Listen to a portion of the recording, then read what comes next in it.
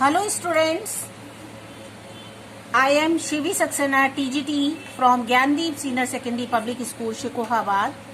मैं आपके सामने हिस्ट्री का थर्ड चैप्टर लेकर आई हूँ।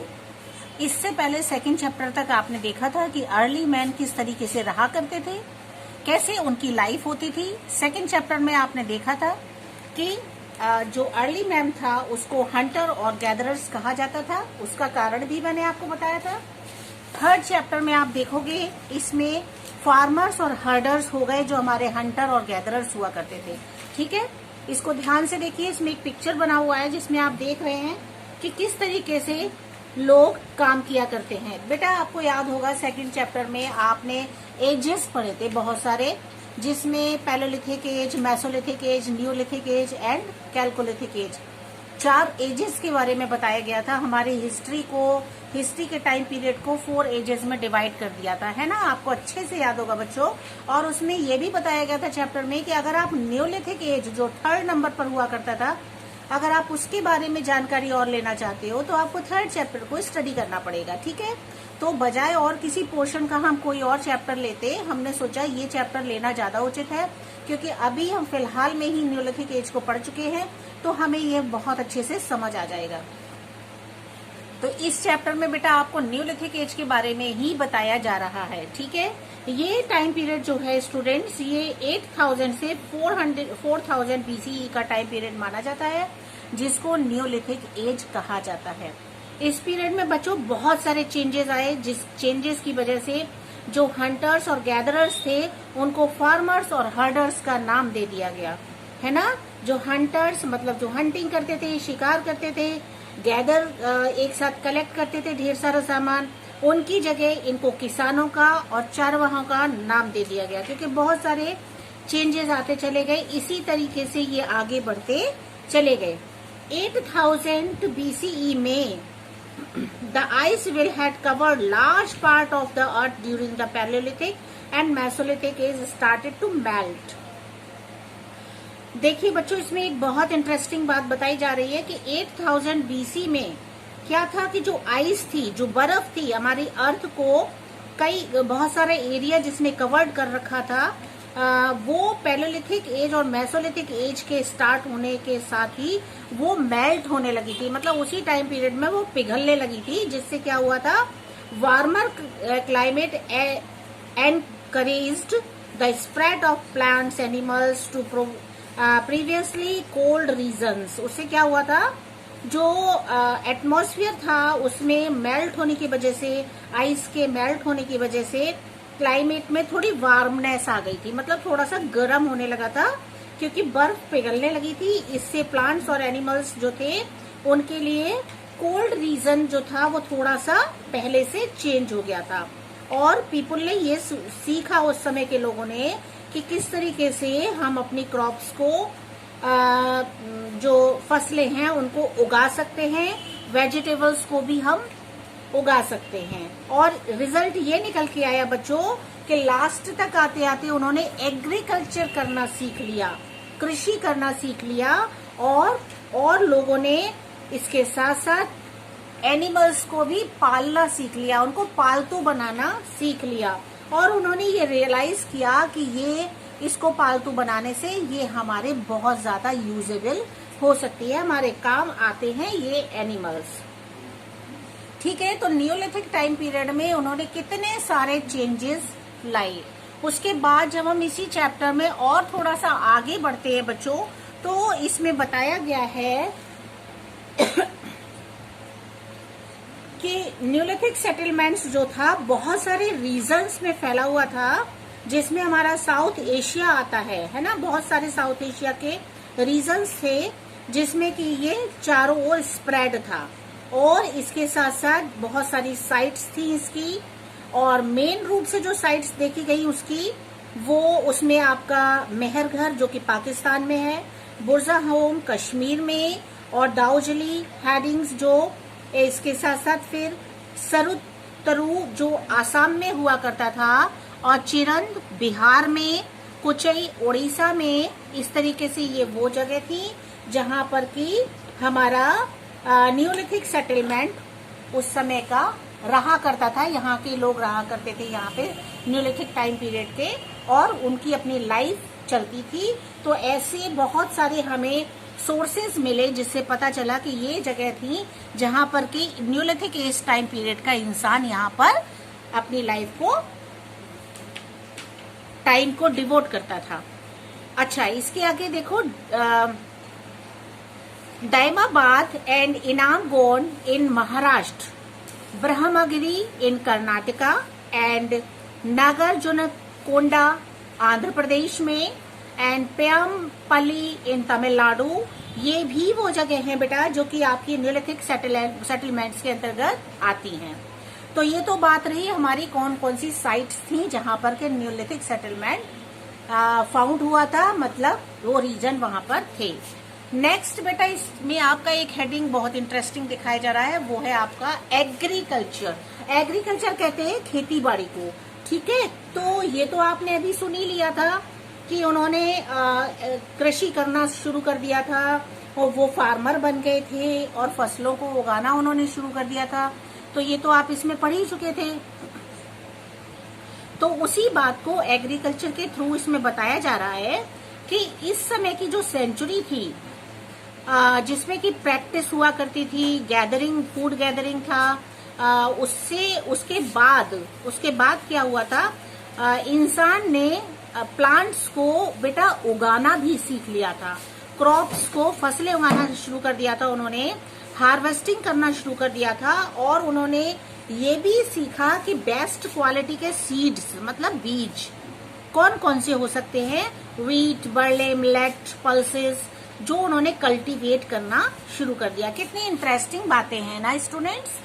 तो इस तरह से, और ये लोग कौन हैं, हम ही लोग तो हैं, प्राचीन पुराने समय में हम ही लोग हुआ करते थे जिन्होंने ये सारा कुछ किया था। Humans learn to plough the land, और इंसान ने ये सीखा किस तरह से जमीन को हम जोतते हैं, है ना। फिर इसके बाद उन्होंने प्लांटिंग ऑफ सीड्स करने से पहले उन्होंने उसको, जमीन को प्लाउ करना शुरू कर दिया, वो सीख चुके थे। उसके बाद प्लाइंग broke up the hard soil and cut a straight line in the ground in which the farmer could saw the seeds. इंसान ने क्या किया, आदमी ने, कि जमीन को खोदना शुरू किया और उसके बाद में उसकी जो हार्ड सॉइल थी उसको हटा करके कट स्ट्रेट लाइन बनाई और उसमें उसने सीड्स को बोना शुरू कर दिया। ड्यू टू दिस इम्प्रूवमेंट्स, इस इम्प्रूवमेंट के बाद एग्रीकल्चर जो थी, agricultural practices, there was an explosion in agriculture output. बहुत ज्यादा इम्प्रूवमेंट आया, जिससे कि एग्रीकल्चर कंटिन्यूअस प्रैक्टिस में आ गई और इम्प्रूवमेंट से लोगों को बेनिफिट होने लगा। फिर देखो, एग्रीकल्चर रिवॉल्यूशन जो था, इसको एग्रीकल्चरल रिवॉल्यूशन का नाम दिया गया, जिससे कि बहुत सारी जो चेंजेस थे, इम्प्रूवमेंट्स थे इंसान की लाइफ में, उनका जो रहन सहन का तरीका था बेटा, वो भी चेंज होने लगा। ठीक है स्टूडेंट्स। फिर देखिए, more food could now be produced than was required for the people. अब जब इतने सारे चेंजेस आ गए तो लोगों की रिक्वायरमेंट्स भी बढ़ने लगती हैं, है ना। जब इंसान को कुछ अच्छा दिखता है तो वो उसके साथ में अपनी जरूरतें भी लगा देता है, जोड़ देता है। तो लोगों ने अपनी फूड को लेकर के और ज्यादा रिक्वायरमेंट्स को बढ़ाना शुरू कर दिया। इससे क्या हुआ, ये जो मेथड था उससे उन्होंने अपने फ्यूचर के लिए सेविंग करना शुरू कर दिया। मतलब जो उनका भोजन होता था उसको उन्होंने स्टोर करना भी सीख लिया, जिससे कि वो नेक्स्ट हार्वेस्टिंग करेंगे तो उसमें वो सारा उनका काम आएगा। आफ्टर ईच क्रॉप, हर क्रॉप्स के बाद में उन्होंने हार्वेस्ट किया और फील्ड को clear for the next season. और जो फील्ड होती थी उसको उन्होंने अच्छे से अगले सीजन के लिए क्लियर करना शुरू कर दिया। तो उन्हें ये मालूम पड़ गया था, बच्चों कहने का मतलब ये है कि उन्हें ये समझ आ गया था कि हम एक एग्रीकल्चर या एक फसल को उगाने के बाद में उस फील्ड को दोबारा से फसल उगाने लायक छोड़ना जरूरी है। तो उसी हिसाब से वो उसमें करने लगे। ओके स्टूडेंट्स, इसके बाद ash mounds as well as habitation sites have been discovered in Brahmagiri and Hallur in Karnataka and Paiyampalli in Tamil Nadu. ठीक है, उन्होंने क्या किया था, बहुत सारी साइट्स ऐसी बनाई थी और इसके साथ साथ माउंट्स बनाए थे जो कि हमें ये जगहों को दर्शाते हैं कि यहाँ पर बहुत सारा ऐसा सोर्सेज मिले जिससे पता चला कि इन्होंने क्या किया था, किस तरीके से वो रहा करते थे, किस तरह से उनका वो हैबिचुअल थे अपनी लाइफ को गुजारने में। तो बेटा इसके साथ देखो एक नेक्स्ट टॉपिक आपका आ गया है जो आपको इसमें दिख रहा होगा आपकी बुक में, वो है आपका domestication and herding of animals. उन्होंने क्या किया कि एनिमल्स को घरेलू बनाना शुरू किया और उन एनिमल्स को अपनी सुरक्षा के लिए भी रखते थे वो, है ना। इस नियोलिथिक टाइम पीरियड में ह्यूमन ने ये सीख लिया कि किस तरीके से हम एनिमल्स को डोमेस्टिकेट कर सकते हैं, उसको घरेलू पालतू बना सकते हैं। ये तो आप पहले भी सुन चुके थे। और एनिमल बोन्स के थ्रू और उन्होंने बहुत सारी चीजें बनाई न्यूलिथिक एज में। और वो इसके साथ साथ ये भी देखने को मिलता है कि डिफरेंट अलग अलग एनिमल्स को, बहुत सारे एनिमल्स को उन्होंने डोमेस्टिकेट करना सीखा। और शीप और गोट, इनकी बोन से इन्होंने बहुत सारे और टूल्स बनाए, वेपन्स बनाए। और उन्होंने इसके बाद देखोगे कि इन्होंने सेटलमेंट्स जो थे उनके वो गोदावरी नदी के किनारे भी देखने को मिले। जब हमें इनके सबूत मिले कि ये किस तरह से रहा करते थे, कहाँ रहा करते थे, तो जो हिस्टोरियंस ने जो हमको सबूत दिए उसमें ये भी मिला कि गोदावरी नदी के किनारे उनका सेटलमेंट हुआ करता था। मतलब उनका रहने का, उनका वो वहां रहा करते थे, है ना। इसके साथ साथ देखो फार्मर्स ऑफ पिकली हाल जो जगह है कर्नाटक में, वहां उन्होंने बहुत सारे, देखो आप इसमें आगे बढ़ोगे तो आप इस चीज को देख रहे हो कि इसमें ये बताया गया है किस तरीके से वो कर्नाटक साइड भी इस न्यूलिथिक साइड से घिरी हुई थी पूरी। कैटल हर्डर्स थे उस समय में वहां पर, वो भी बहुत सारे सबूत मिले जिससे पता चला कि वो इस तरीके से एनिमल्स को चराते थे। फिर उन्होंने ये भी पता चला कि काऊ को भी वो पालते थे और उसके द्वारा वो बहुत सारे अपने बेनिफिट उठाते थे। काऊ से भी उनको बहुत सारी अपनी फूड की जरूरतें पूरी होती थी। और फिर वो एनिमल्स को जो डोमेस्टिकेट करते थे उसमें ज्यादातर वो ऑक्स को, पिग, शीप, ये सारे एनिमल्स जो होते थे इसको वो रेगुलर मीट के लिए यूज करते थे, सप्लाई ऑफ मीट के लिए। गोट को वो यूज करते थे मिल्क के लिए, उन्हें उससे मिल्क मिलता था। और एनिमल्स जो थे जैसे कि हॉर्सेज, ऑक्सन, बुल्स, ये इन सब को वो प्लाव करने के लिए, जमीन को जोतने के लिए ये इसको इन एनिमल्स का यूज किया करते थे, जैसा कि इसमें दिखाया गया है। ठीक है, इसके बाद आप इस साइड में आते हो तो आप देखते हो कि न्यूलिथिक जो ह्यूमन था वो हार्डर्स हुआ करता था, है ना, ये तो आपको पता ही है। और वो हार्डिंग का जो मैनेजमेंट होता था वो डोमेस्टिकेट एनिमल्स के थ्रू किया करते थे। मतलब जो उनके पालतू जो जानवर होते थे उनके द्वारा वो हार्डिंग्स किया करते थे। और जो एनिमल्स, डोमेस्टिकेटेड एनिमल्स हुआ करते थे वो उनकी जरूरतें by the humans needed to be fed and kept safe, वो उनको अपनी सेफ्टी के लिए भी बहुत सुरक्षित तरीके से रखते थे अपने पास, उनका ध्यान रखते थे खाने पीने का, और इस तरीके से वो उनको पालतू बना लेते थे।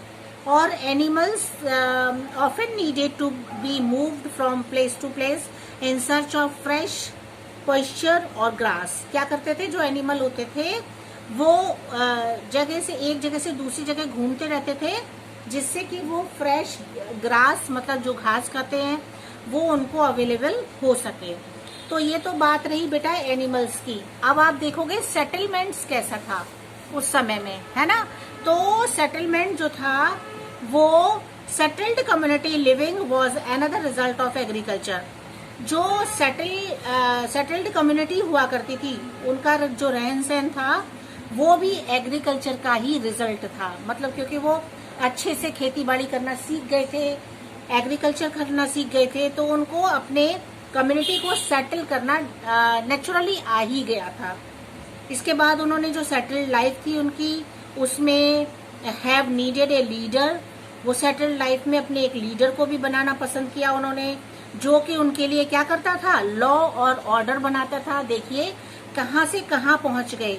अभी तो केवल कृषि सीखी थी हमने, है ना, केवल हम एग्रीकल्चर सीख रहे थे। अब सेटलमेंट में देखो ये लोग जो थे, रिजल्ट निकल के ये आया कि इन्होंने अपनी जो सेटल्ड लाइफ थी उसके लिए उनको एक लीडर की जरूरत थी, और उस लीडर के द्वारा वो उनके कुछ कानून थे, कुछ नियम थे, ऑर्डर थे, जो अपनी लाइफ को सेट करने के लिए वो बनाना चाहते थे। फिर क्या हुआ, दिस पीरियड प्रोबेबली सॉ, इस टाइम पीरियड को हम देखते हैं beginning of division of labour. इसमें बहुत सारे लेबर्स के डिवीजन हो गए, मतलब मेहनत करने वाले जो लोग थे उनके डिवाइडेशन उनका कर दिया, उनको बांट दिया। जैसे कि किस तरीके से उन्होंने बांटा था उनको, some people would have made tools, कुछ लोगों को उन्होंने टूल्स बनाने के लिए नियुक्त कर दिया। Some would have taken the animals for grazing, कुछ लोगों को उन्होंने एनिमल्स को पालने के लिए रख लिया, उनको उनका ध्यान रखने के लिए। And some would have been involved in agriculture, और कुछ लोगों को उन्होंने एग्रीकल्चर में इन्वॉल्व कर दिया, उसका ध्यान रखने के लिए, उस पूरी कृषि को अच्छे से करने के लिए, उसके लिए उन्होंने इन्वॉल्व कर दिया। The population increased rapidly because large quantities of food were available. फिर उनकी पॉपुलेशन भी बढ़ने लगी क्योंकि जो फूड का क्वांटिटी थी वो भी, उसकी अवेलेबिलिटी बढ़ने लगी थी। And agriculture revolution provided the means of a source life in the future. इससे क्या हुआ कि जो उनका एग्रीकल्चरल रिवॉल्यूशन था उसने उनके लिए लाइफ को सिक्योर करना, फ्यूचर के लिए उनकी लाइफ सिक्योर होने लगी थी, ऐसा उन्होंने अपने लिए प्रोवाइडेशन बना लिया। फिर देखो न्यूलिथिक पीरियड में एक और चीज इसमें बताई जा रही है कि जो बरीड देयर डेड, वो जो इंसान उनके जब मर जाते थे तो वो उसको क्या करते थे, उसको जमीन में वो गाड़ देते थे। Objects use by the dead persons, और उसके साथ साथ वो क्या करते थे, जब वो जमीन में उनको गाड़ते थे तो जो इंसान होता था उस इंसान के लिए, जो डेड मैन होता था उसके लिए, डेड बॉडी होती थी, उसके साथ में वो उनकी यूजेबल जो भी चीजें होती थी वो उनको भी उनके साथ में रख देते, जैसे कि टूल्स, वेपन्स, पॉटरी, और जो भी कुछ वो यूज करते थे वो उसमें उनके साथ में दफना देते थे, गाड़ देते थे। Were buried with them. In many parts of South India, हमारे इंडिया के साउथ में ऐसा भी देखा गया है बहुत सी जगह कि burial places have been marked with huge rectangular blocks of stone. ऐसा देखा गया था बच्चों कि साउथ में कि जब एक रेक्टेंगुलर शेप में बहुत बड़ा वो स्टोन का एक ब्लॉक्स जैसा बनाया करते थे। दे आर कॉल्ड, इसको क्या कहा जाता था, इसको मैगालिथ्स कहते थे बेटा। देखो इसमें आपका दिखाया जा रहा था रेक्टेंगुलर शेप का जो बहुत बड़ा सा एक ब्लॉक जैसा ये बनाया करते थे, इसको ये मैगालिथ्स कहते थे। और मैगा का मतलब होता था लार्ज, ग्रीक भाषा का है ये वर्ड। इसको लार्ज मतलब बड़ा, बड़ा सा बनाते थे। As the needs of agriculture demanded settlements in a one place. आगे चल के बेटा जब ये एग्रीकल्चर करने लगे तो इनको अब लाइफ को सेट भी करना था। अब ऐसे भटक तो नहीं सकते जगह से जगह, एक जगह से दूसरी जगह, तो इन्होंने अपनी लाइफ को सेट करने के लिए ये डिमांड रखी। इनकी मतलब डिमांड थी कि ये एक जगह सेट हो जाएं। फिर इन्होंने क्या किया, अब सेट कैसे हो, है ना, तो इन्होंने कंस्ट्रक्ट किया हट्स को, मतलब इन्होंने झोपड़ी बनाई ड्राइड ग्रास से, मड एज शेल्टर बनाया इन्होंने। देखो इसमें बेटा एक पिक्चर बना हुआ है, आपको दिख रहा होगा, आप देख रहे होगे। इसमें देखिए ये पिक्चर है ना। इस पिक्चर में आप देख रहे हो ये किस तरीके से इन्होंने छोटा सा ये एक प्लेस बनाया है, फिर ये एक प्लेस बनाया है, ये प्लेस बनाया है ना। इससे पता चलता है कि उन्होंने धीरे धीरे अपनी रिक्वायरमेंट्स के अकॉर्डिंग अपनी लाइफ को सेट करना जरूरी समझा और उन्होंने इस तरीके से अपनी इसको बनाया। ठीक है, तो जो किस तरीके का दिखता था, एक घर जैसा उनका दिखाई देता था।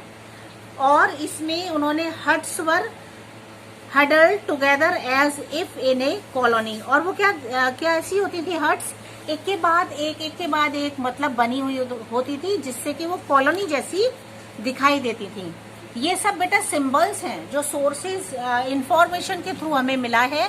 ये सब जो हमें हिस्टोरियंस देते आए हैं, उससे पता चलता है कि उस समय के मकान या उस समय के घर लोग कैसे बनाते थे। तो ये कॉलोनी के रूप में दिखाई देते थे और एक के बाद एक बने होते थे, तो ऐसा लगता था जैसे एक पूरा इनका सोसाइटी है।